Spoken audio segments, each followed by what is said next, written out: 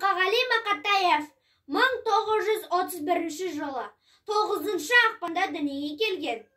Алматы облысы, қазіргі Райымбек ауданы, Қарасыз ауылында дүниеге келді. 1976 жылы дүниеден озған. Мыңдаған шығармалары бар.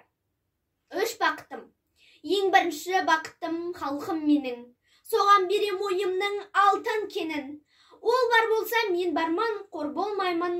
Қымбатырақ алтыннан нарқым менің. Ал екінші бақытым тілім менің. Тас жүректі тілімнен тілім дедім. Кейде дүниеден түңілсем де, қасиетті тілімнен түңілмедім.